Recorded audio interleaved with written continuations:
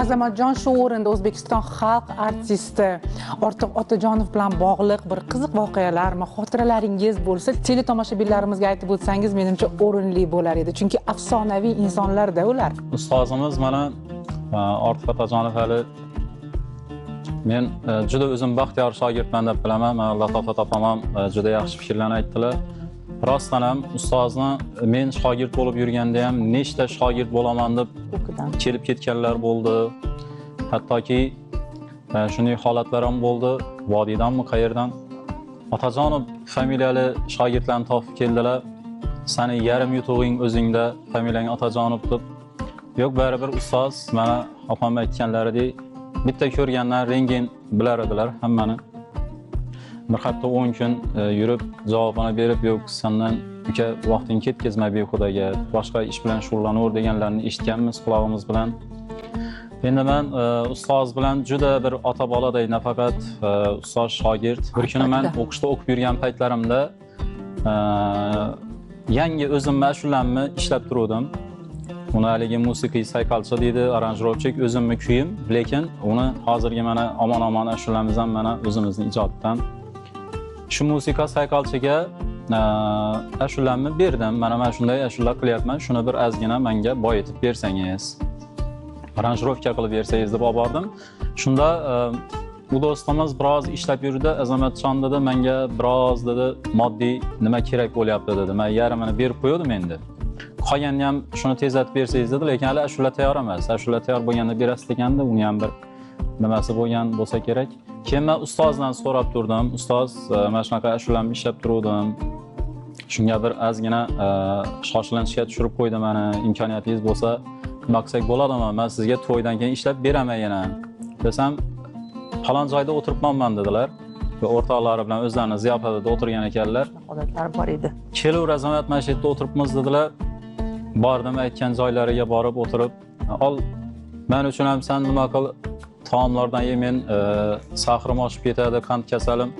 Sen men uchun yeb o'tir ol" deb juda sodda bir yaxshi inson bo'lganlar. Keyin shu yerda ustoz bilan endi biz telefonda gaplashdik-ku. Bu yerda o'rtoqlarining ichida, boshqalarning yonida meni bir xijolat bo'lib qolmasin Azamatjon deb turib, Azamat dedilar, oxirida men endi ketadigan paytda mana buni oldi, meni ashulamni ishlab turgan odamga olib borib bergin. Agar yana kerak bo'lsa ustoz berar ekanlar, shuni hozircha olib turar ekansiz deganda, meni qo'shig'imni ishlab turgan odamga olib borib ber shuni dedilar. Meni vaqtim bo'lmayapti deb, balki odamlar ular bilmayapti nima holat bo'lib turganini. Bu gap nima haqida ketayotganini faqat siz bildingiz, ustoz bildi. Men bildim, ustoz bildim. Masalan, ustoz o'rnida boshqa odam bo'lsa, men hozir yaxshilik qilyapman, nima deb ko'z-ko'z qilish uchun ham ataylab ham aytishi mumkin. Shu yerda yashirib turib, endi unday holatlar qancha bo'lgan. Meni o'zimga ham o'zlarini Jiguli markali mashinalarni sovg'a qilganlar o'sha talabalik yillarimda. Qani o'sha Jiguli? Qayerda hozir o'sha Jiguli? Endi u Xorazmda. Axir u Xorazmda u ancha eskirib qolgan mashina edi. 1 yil, yarim yil haydab turdim. O'zlari necha yil haydaganlar u mashinani? 20 yildan ziyod haydagan bo'lsalar kerak. Endi oldingi mashinalari.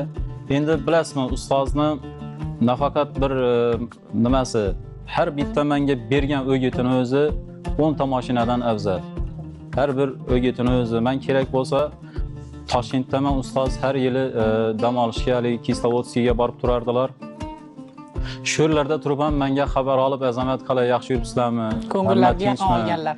Shu yerdan turib men so'zini birorta ashulaning so'zini konsert bo'lib qoldi. Erkin Vohidovni xotirlab konsert. Shunda ustozning Oy fonusi degan ashulalari Erkin Vohidov qalamiga mansub. Shuni so'zini yozib ustozga telefon qildim. Hozir men senga qaytib chiqaman dedilar-da. Menga telefon qilib yarim soatcha shuni so'zini to'g'rilab, yana oxirida Azamat men shuni aytayotganda, men bu so'zini bu yoqda aytib o'rganman, o'zi bu yoqda kelish kerak.